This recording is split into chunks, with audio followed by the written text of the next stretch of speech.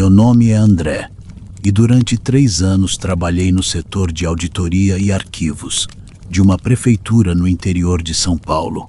O prédio da administração funciona em um casarão antigo da década de 1940, cheio de corredores longos, portas pesadas de madeira e aquele chão de taco que estala por qualquer mudança de temperatura.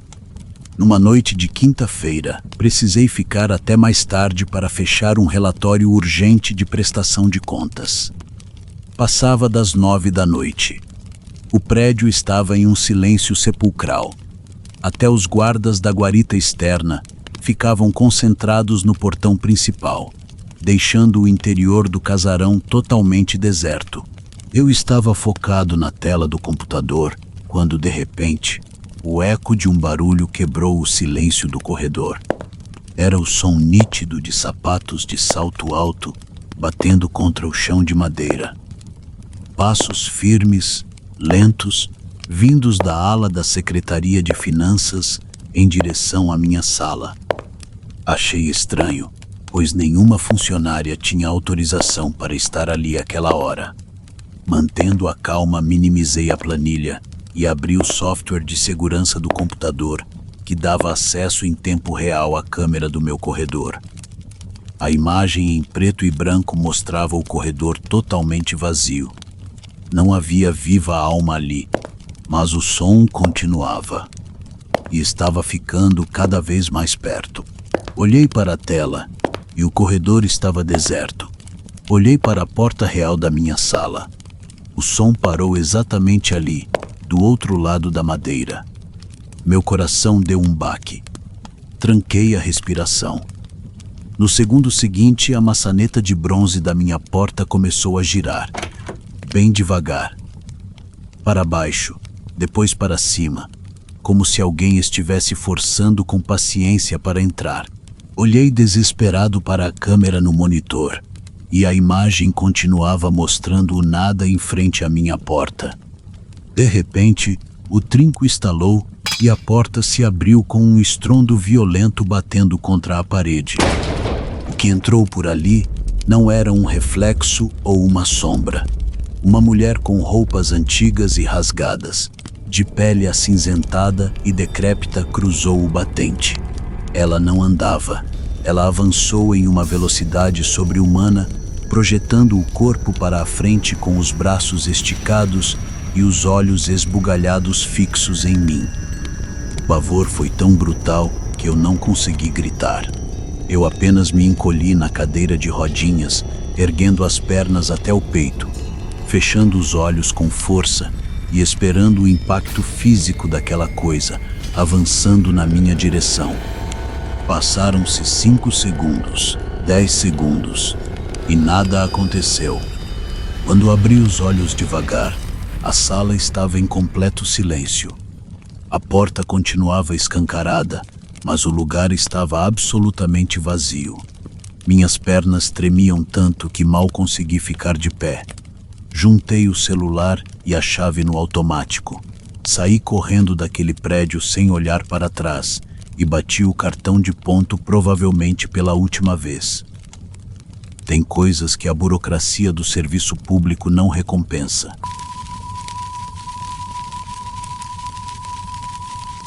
Olá, prefiro que não revele meu nome. Eu fui zelador de uma das paróquias mais antigas e tradicionais de Salvador, na Bahia.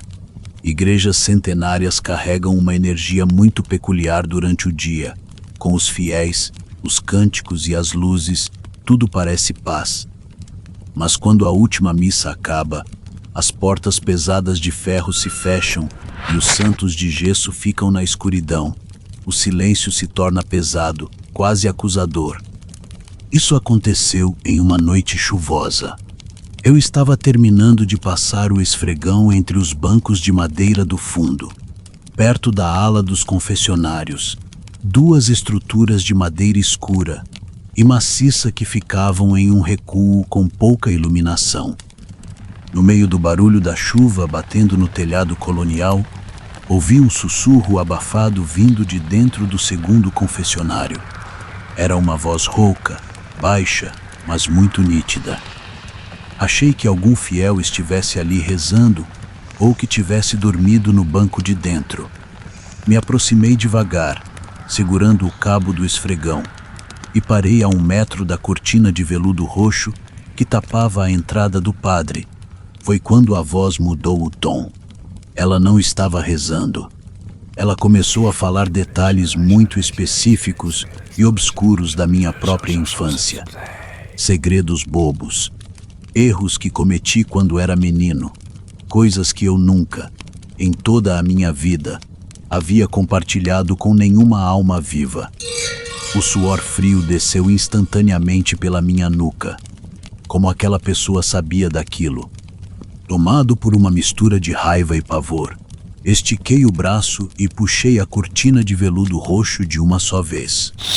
O banco estava completamente vazio. Não havia absolutamente nada lá dentro. Apenas o espaço escuro de madeira.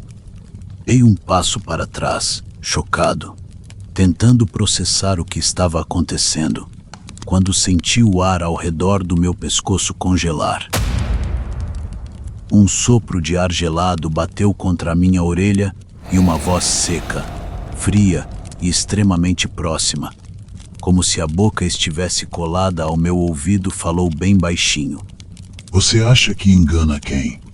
Fingindo ser quem você não é, aqui na igreja. Soltei o esfregão no chão. O som ecoou por todo o salão e eu saí correndo em direção à sacristia. Passei o resto da noite trancado na sala iluminada até o dia amanhecer. Até hoje eu frequento missas, mas nunca mais me sento nos bancos do fundo. E se preciso passar perto de um confessionário fechado, mudo de caminho na hora.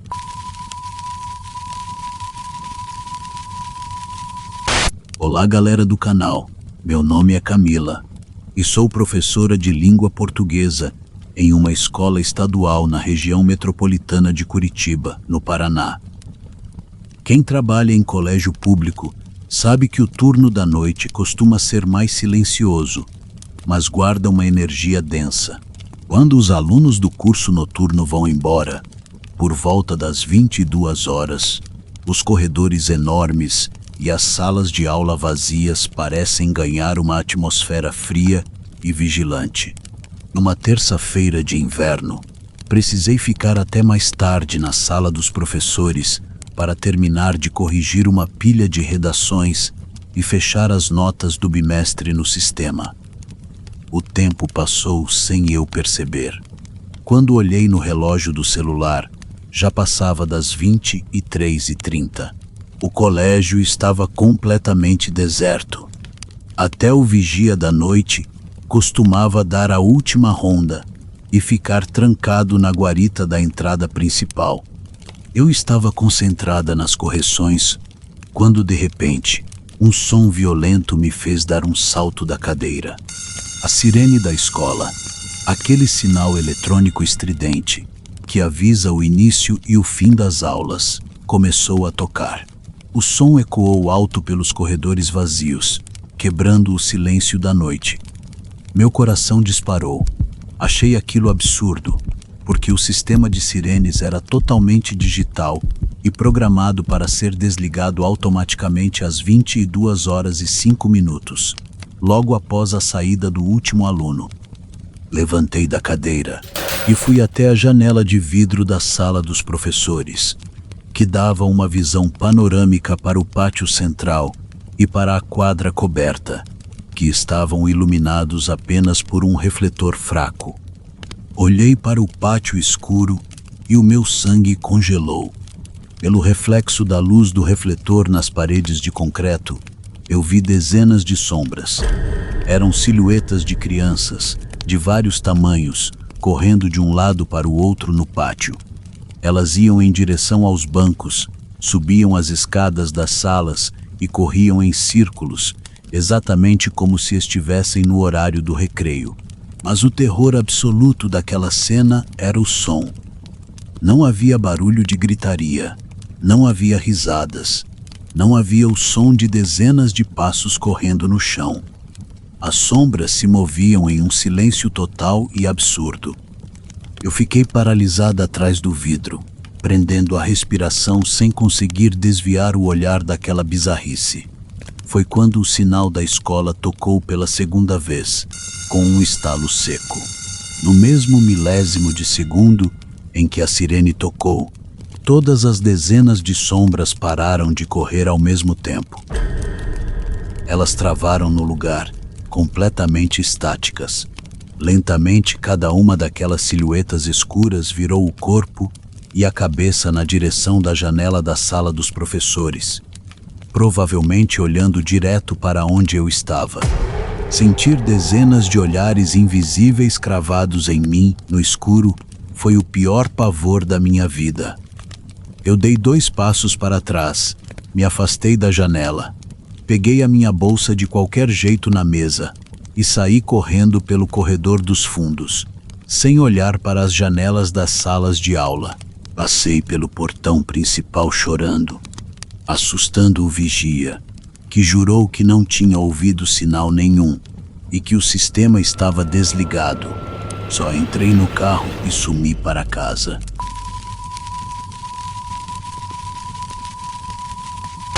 Meu nome é Henrique e trabalho no setor de almoxarifado de uma tradicional loja de tecidos e confecções que ocupa um casarão histórico de 3 andares no centro do Rio de Janeiro.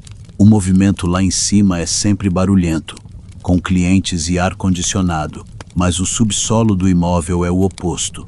Um lugar de teto baixo, úmido, escuro e totalmente isolado, onde o sinal de celular simplesmente não entra. Certa tarde precisei descer até o fundo do subsolo para buscar alguns rolos específicos de linha de costura que estavam em falta no andar de vendas. Peguei a lanterna e desci as escadas de ferro. O ambiente estava naquele silêncio pesado de subsolo, que parece abafar qualquer som externo.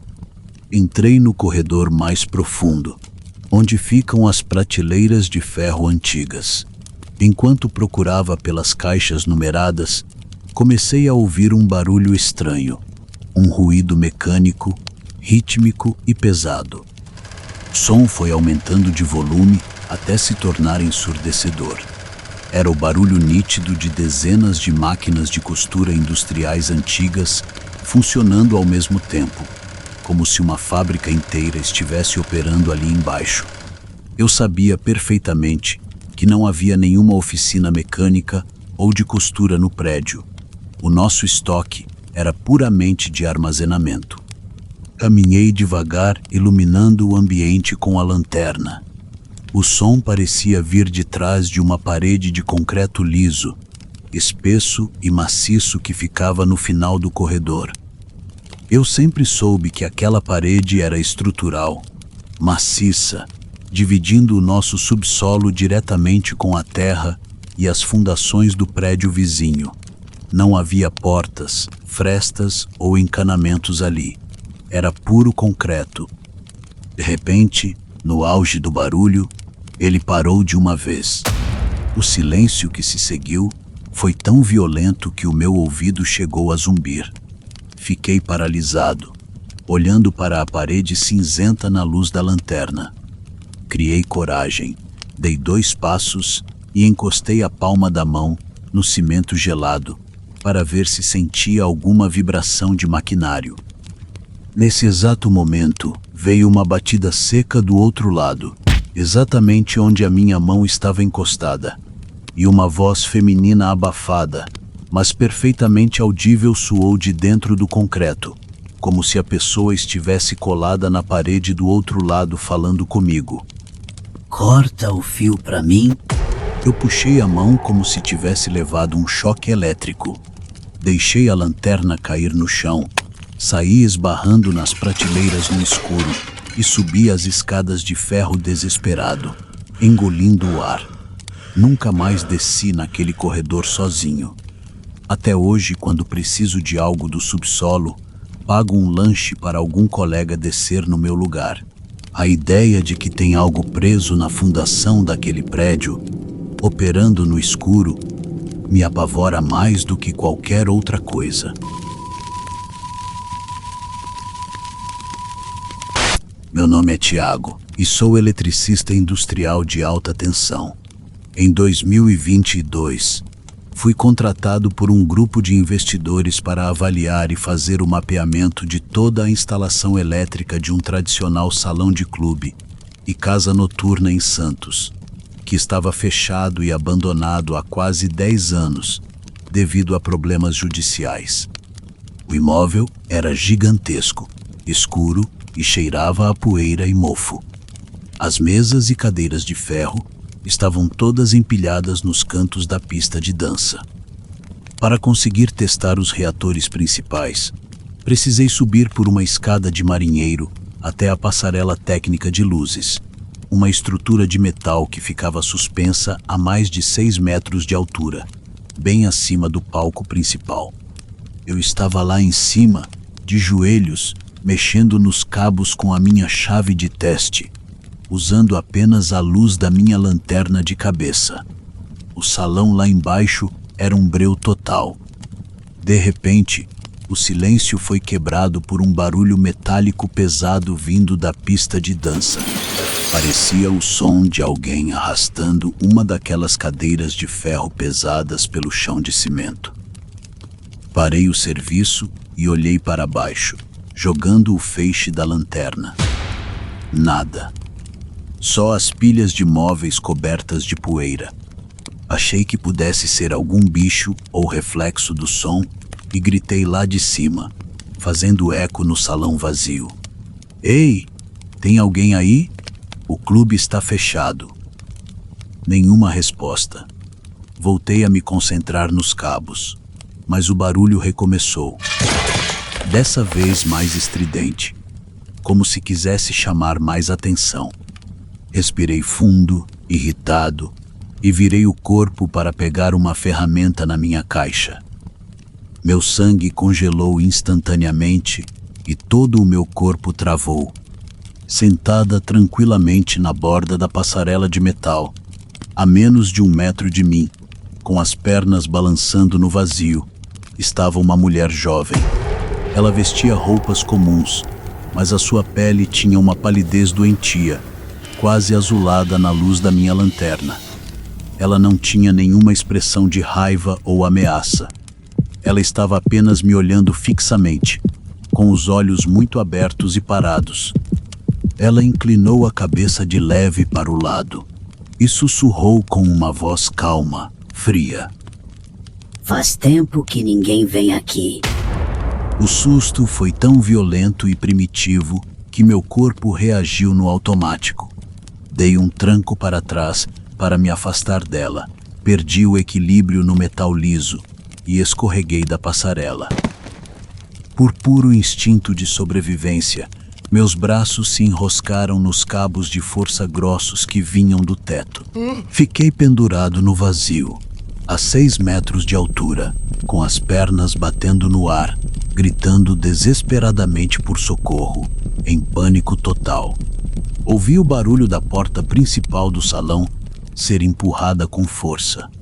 Era a luz da tarde entrando e a voz do pedreiro que estava fazendo reparos na fachada externa do clube. Ele correu para o meio da pista, olhou para cima com as mãos na cabeça e gritou: "Meu Deus, moço! Calma, segura firme aí que eu vou buscar a escada agora mesmo. Não solta." Eu continuava berrando, sentindo minhas mãos escorregarem pelo plástico dos cabos. Enquanto o pedreiro corria para buscar a escada, eu criei coragem e olhei para o lado, para a passarela de metal onde a mulher estava. Não havia absolutamente ninguém. O metal estava vazio. O pedreiro voltou com a escada, me tirou de lá e eu caí no chão do palco chorando de puro pavor. Ele se abaixou e perguntou o que havia acontecido, e foi dizendo: "Moço, eu ouvi você gritando com alguém lá de cima. Achei que tinha entrado algum invasor." Eu olhei para ele e perguntei: "Você não viu a mulher lá em cima comigo?" Ele me olhou sério. Balançou a cabeça e disse: Eu olhei direto para você quando entrei. Só tinha você pendurado e mais ninguém naquele teto.